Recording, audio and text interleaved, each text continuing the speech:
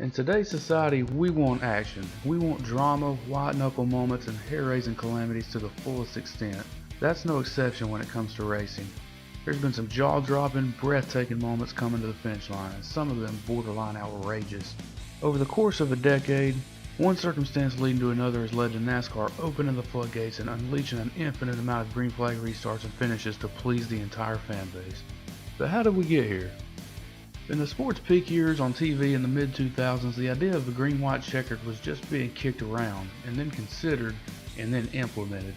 It drew harsh criticism from some drivers, but some dealt with it and put on a happy face. If I was a fan sitting in the stands and didn't have a chance to see a green flag finish, it'd probably rub me the wrong way too. So I think it's been a good call. I also have to commend NASCAR in making sure that we don't have a fiasco like we saw in the truck race at St. Louis with 4 attempts at it. I'm hoping that it just doesn't come into play that often, but you know what? It can go in your favor and it can go against you. So I think over the long run, you know, it's really going to be a wash, but it's certainly going to keep things exciting and you know, from a driver's standpoint, going to keep us on our toes. I love the NASCAR guys, but I think that they all held hands and jumped off the cliff together in this one. It was absolutely the wrong decision. I've been in those situations where I've been hurt real bad. I've landed in a helicopter. I've been in a hospital for 3 days with tubes coming out of me because of a green-white checker restart, basically. And there's nothing ever good that comes out of those things. But it never went past one attempt. Fans weren't so pampered back then and granted every wish, so they usually went home accepting the idea that, yeah, they would have loved to see it finish on a green, but they get the idea that personnel of media and track can't be there all night, and at some point they have to put an end to the allotted amount of laps they paid for. Let's go back to April 25th, 2004. The height of DEI dominance at Daytona and Talladega was raging, as was Junior Nation. When you went to these events on any given Sunday in this era, it was almost a given that the Budweiser No. 8 Chevrolet or the Napa 15 was going to end up in victory lane, or you were going to have to go through them to get there. Junior Nation is a rowdy, volatile bunch. They know how to raise hell, but they bleed and scream for their driver and have every intention of celebrating with lots of alcohol after a victory of Dale Jr.'s by day's end. They painted the grandstands red from coast to coast, making their presence well known. But on that landmark day at Talladega, it looked like the inevitable was about to once again become reality, only to be overturned by the advancing technology being implemented in the series, video review, and freezing the field. As Dale Earnhardt Jr. raced out to the caution flag that seemingly ended the race with him in front, 100,000 plus people went from deafening to silent in seconds after they learned the dreaded news. It wasn't Dale Jr. leading, it was Jeff Gordon. Looking back at when the caution light came on after Brian Vickers' spin, it was the 24 car by less than a car length at the point, leaving Junior Nation infuriated. The race would end under yellow, and they voiced their displeasure in the most unpleasant of ways, littering the track and Jeff Gordon's race car with their belongings. This was the last straw for NASCAR. They knew something had to be done to prevent this from happening again. With the sport being front and center to millions at the time, the optics of this were disastrous. And wouldn't you know it, later that year the green-white checkered rule was put in place, giving the fans one shot to see a green flag finish they so desperately wanted. But why didn't it stop there? Why did the leash get loosened further and further until we had the farce we have today? In 2010, the attempts went from 1 to 3, giving fans a bigger sense of entitlement and making the possibility of a green-white flag finish even more likely. But the final nail in the coffin, the end-all be-all of this ever-growing debate, was the infamous ending to the 2015 Fall Talladega race, and wouldn't you know it, Junior Nation strikes again. Given NASCAR's preposterous playoff format, Kevin Harvick decided to manipulate the end of the race and cause a wreck, lessening his points blow and altering the finish. Dale Jr., who had a dominant car, was half a car length behind Joey Logano of all people, major villain among the fans, and he was granted victory. I happened to be at this race, and a fan sitting just in front of me flung his beer can onto the track, and the ugly scene showed its wrath once again. NASCAR saw the repercussions of its own makings, but instead of reversing course, they opened up another can of worms and put an end to this controversy once and for all by allowing unlimited attempts at a green flag finish. And you get what we have today. Am I saying this is Junior Nation's fault? Absolutely not. The sanctioning bodies shouldn't be so forgiving and soft to the fans, bowing down to their every need. They shouldn't have such a ludicrous point system that forces drivers into making such sadistic decisions. They need to be consistent with how they make their decisions to end races so fans have a clear understanding of how and why things happen.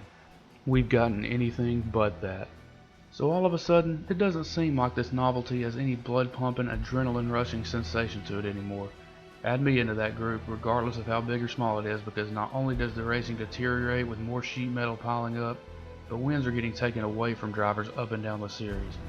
Let's break down this ratio. How many times does a late yellow flag come out with 5 or so laps to go and the race for the win is actually close, compared to a driver leading by a comfortable margin with the race in the bag? To me, this is blatant robbery to the drivers.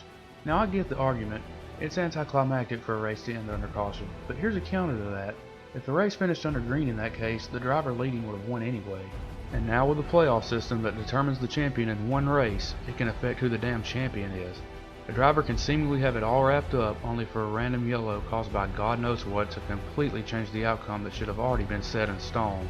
I think it's gotten too out of control, and hopefully these concepts sway the audience. Thankfully, as far as the Cup Series goes, it hasn't gotten too out of hand most times as far as number of overtime attempts. God, I hate that term. The last few years, NASCAR has let the race play out and didn't decide a plastic cup on the track wasn't considered a debris caution. But where it often rears its ugly head egregiously is at the superspeedways. Specifically, the 2020 Daytona 500 comes to mind.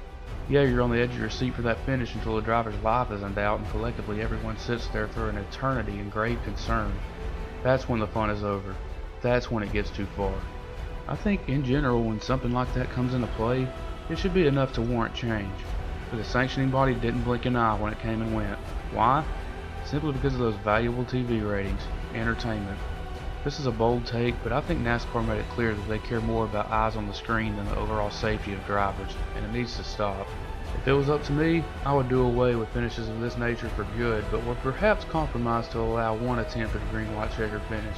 I get that in today's times everyone wants excitement spoon-fed to them instantly, but there needs to be a balance with fairness and safety.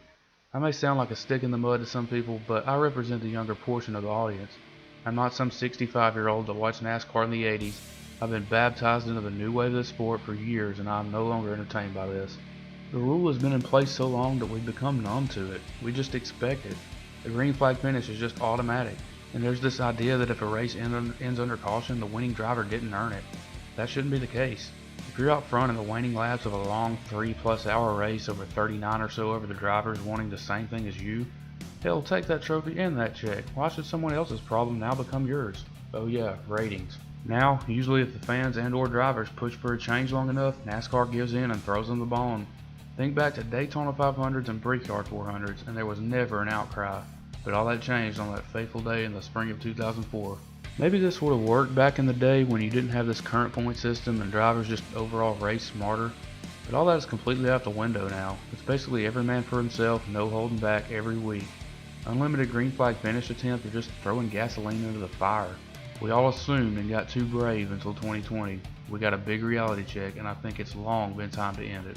For the fans that oppose this, think of it as a football game looking close in the fourth quarter, only for one team to pull away and win by 14 or so. It just happens sometimes. You can't always get the greatest outcome. It's the same effect as the playoff system losing its steam manufacturing those Game 7 moments. Races should play out naturally. We already have stages and playoffs. Can we be willing to let go of one gimmick? I know I am. Just think, if this rule was in place in 1998, Dale Earnhardt probably wouldn't have won the Daytona 500. Not only that, but someone would have more than likely ended up on their roof, and this was before the big safety innovation of the early 2000s. Think of the insanely violent wrecks that took place during that time period at tracks like that, and then think what if having infinite restarts to end a race would add to it. And if you think this is an ancient way of going about it, other racing leagues such as IndyCar and F1 end races under caution, because they understand how racing should work. Hopefully you guys watching are on the same page, or I've convinced you otherwise. Who am I kidding? Leave your opinions in the comments section. I'm always open to debate, but hopefully my theories explain where I'm coming from. Be sure to like and subscribe like your life depends on it. This has been a Platinum Paradise video.